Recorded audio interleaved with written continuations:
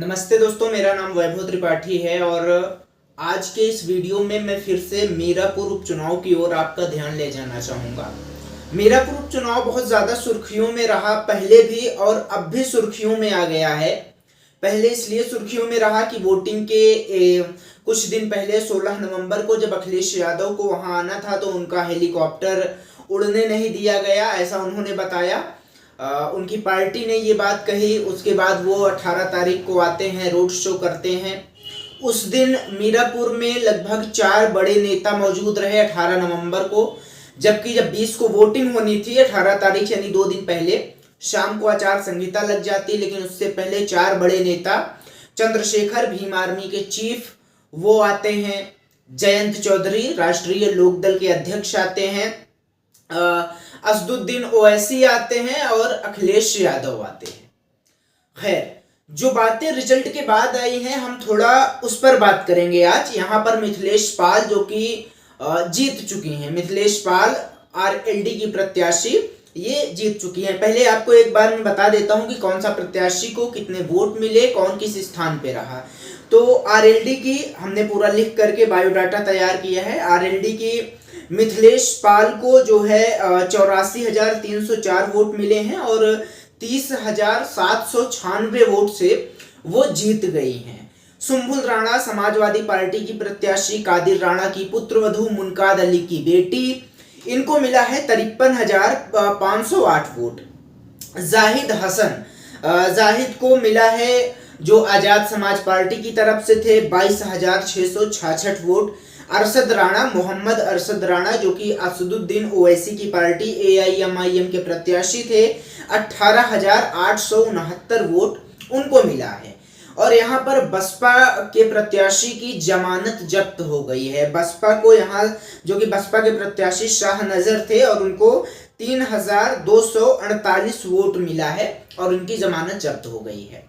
मिथिलेश पाल, सबको उम्मीद थी कि वो जीत जाएंगी, वो जीत गई। हालांकि मार्जिन इधर उधर हो सकता है, कई लोग कयास लगा रहे थे कि 10,000 से जीतेंगे, कुछ का दावा 50,000 था, लेकिन इन दोनों के बीच में आकर के मिथिलेश पाल लगभग 30,000 वोटों से विजयी रही। अब अगर हम थोड़ा चुनावी गणित को समझे, वोटों की गणित को समझे, तो गुरु मिथिलेश पाल की जीत का जो मुख्य कारण रहा वो वोट का डिवाइड होना, वोट का बढ़ जाना। जैसे सबको उम्मीद थी कि अरशद राणा जो कि वोट काटेंगे और वोट काटे, लगभग 18,869 जो वोट पड़ा है वो उसमें से 99% वोट मुस्लिम समुदाय का होगा। और ये मुस्लिम समुदाय अगर समाजवादी पार्टी को दे देता वोट तो आप समझिए कि कहानी कुछ और होती। यानी जो ये जीत हार का मार्जिन है वो मार्जिन लगभग 12,000 कम हो जाता। 30,000 है और 18,000 वोट जो अरशद राणा को मिला है। अगर ओवैसी के अरशद राणा नहीं होते तो ये सारे वोट किसके पास जाते? सुम्बुल राणा के पास जाते। और अगर शाह नजर थे, इनको तो 3,000 ही मिला, लेकिन जाहिद हसन को जो वोट मिला 22,000। दलित वर्ग था जो समाजवादी पार्टी का वोटर्स था, उनको जो है जाहिद हसन जो है वो अपने पक्ष में कर लिए। अगर जाहिद हसन और अरशद राणा नहीं होते तो यहाँ से निश्चित तौर पर सुम्बुल राणा चुनाव मैदान में कड़ी टक्कर से जीतती हुई दिखाई देती।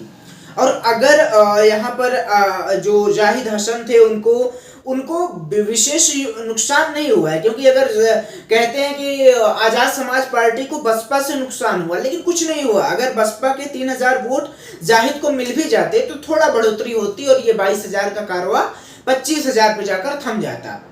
फिलहाल बसपा की जमानत जब्त हो गई है। अरशद राणा चौथे स्थान पर हैं, तीसरे पर काबिल हैं का जो है जाहिद हसन, सिंबुल दूसरे पर, तो पहले पर राष्ट्रीय लोकदल की प्रत्याशी मिथिलेश पाल है। अब मिथिलेश पाल चुनाव जीत गई। अब कुछ लोगों का ये कहना है कि जी वो कुछ वोट पड़ने ही नहीं दिए गए, लेकिन कितने भी वोट नहीं पड़ने दिए गए हों, ये 30,000 का मार्जिन एक बहुत बड़ा मार्जिन है। हालांकि जो कुंदर की सीट थी उस पर तो पार हो गया, लगभग वो उस सीट पर लाखों से ज्यादा मार्जिन से भारतीय जनता पार्टी जीती है। 9 सीटों पर उपचुनाव होने थे उत्तर प्रदेश की, महाराष्ट्र में होने थे, झारखंड में होने थे। झारखंड में तो इंडिया गठबंधन, इंडिया ब्लॉक जीत चुकी है, सरकार बनाएंगे, हेमंत सोरेन निश्चित तौर पर मुख्यमंत्री बन जाएंगे।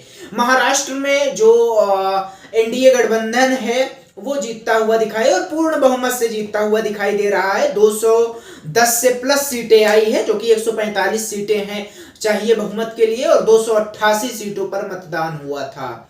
9 सीटों पर जो मतदान हुआ उत्तर प्रदेश में, उसमें आरएलडी की मिथिलेश पाल जीती है मीरापुर सीट, और 9 में से 7 सीट जो है वो भारतीय जनता पार्टी जीतती हुई दिखाई दे रही है, उनके सहयोगी गठबंधन दल जीतते हुए दिखाई दे रहे हैं। फूलपुर की सीट भारतीय जनता पार्टी, और जो 2 सीटें हारी है उसके बारे में हम आपको बता दें कि करहल जो कि समाजवादी पार्टी का गढ़ है, वहां से तेज प्रताप सिंह चुनाव जीतते हुए दिखाई दिए हैं, और एक सीट जो है वहां से समाजवादी सीसामऊ, कानपुर की सीसामऊ सीट से समाजवादी पार्टी जीतती हुई दिखाई दी।